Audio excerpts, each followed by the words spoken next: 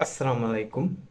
আপনারা ইতিমধ্যেই জেনেছেন আমি এসআইপি স্টাইলে স্টক মার্কেটে প্রতি মাসে একটি নির্দিষ্ট পরিমাণ টাকা ডিপোজিট করে সেটি একটি ভালো ফান্ডামেন্টাল কোম্পানিগুলোতে ইনভেস্ট করছি।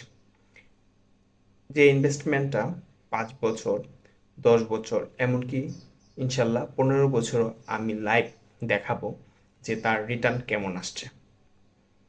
এখানে মূল বিষয় হচ্ছে যারা জব করে অথবা ক্ষুদ্র ব্যবসায়ী যাদের একটা নির্দিষ্ট পরিমাণ টাকা জমানোর ইচ্ছা, তারা ডিপিএস স্টাইলে ডিপিএস না করে স্টক মার্কেটে কিভাবে ইনভেস্ট করা যায় সেই দিকটাই আমি আলোচনা করব। এটাকে আমি এসআইপি স্টাইলও বলছি। তো গত মাসে অর্থাৎ আমি 2026 সালের জানুয়ারি মাসের জন্য বিসি স্টক 10,000 টাকায় বাই করেছিলাম। তো লাস্ট মাসে বেটবিসির ইপিএস এবং ডিভিডেন্ডে এক প্রকার দশই নেমেছে, যার ফলশ্রুতিতে এই মাসে আমি বেটবিসিকে একটু অ্যাভয়েড করব। আমি হয়তো সামনে সেই বেটবিসিকে অ্যাভারেজ করব, বাট এই মাসের জন্য আমি নতুন করে স্কোয়ার ফার্মাসিউটিক্যালস লিমিটেড 10,000 টাকা বাই করেছি। এবং এইভাবে আমি প্রত্যেক মাসে আমার একটা নির্দিষ্ট পরিমাণ অ্যামাউন্ট আমি স্টক মার্কেটে ইনভেস্ট করব এই বিউ অ্যাকাউন্টে, এবং আপনাদেরকে লাইভ দেখাবো আমার ফুটবলের কেমন অবস্থা। তো আপনি চ্যানেলটিকে সাবস্ক্রাইব করে নিতে পারেন, ফলো করে নিতে পারেন, এবং আগামী 5 বছর, 10 বছর এবং 15 বছর তার রিটার্ন কেমন হয় আমার সাথে লাইভ দেখতে পারবেন।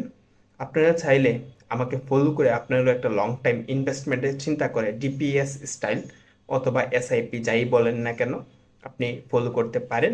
ইনশাল্লাহ আশা করি একটা সময় এই ইনভেস্টগুলো ভালো একটা রিটার্ন আসবে।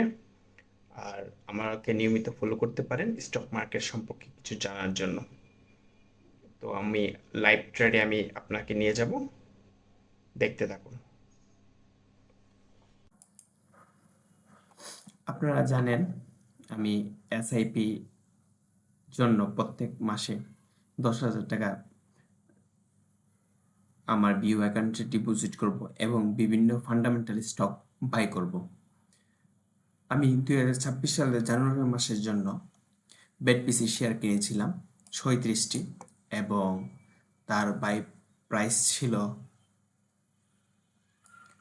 278 টাকা। তবে বর্তমানে দাম কমে যাওয়ায় সেটি 250 টাকায় আছে, যা আমার লস দেখাচ্ছে 1,040 টাকার মতো। এখন আমি 2026 সালে ফেব্রুয়ারি মাসের জন্য কিছু শেয়ার বাই করব। তবে ডিসিতে সেই লস আরও বেশি দেখাচ্ছে। তবে আমি এখন আর বেটবিসিতে আপাতত নতুন করে বাই করছি না।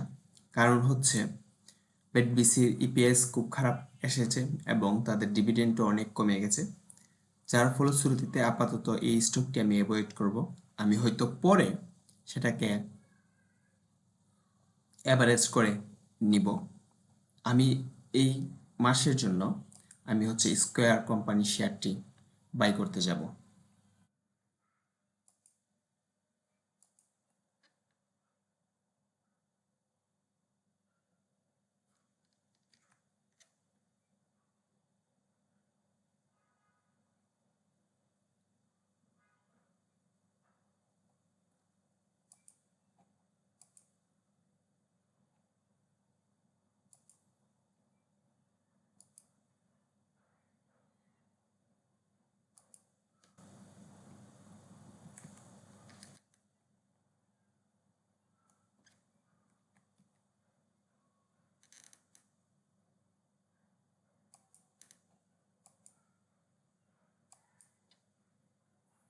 আমি অলরেডি কিনে ফেলেছি।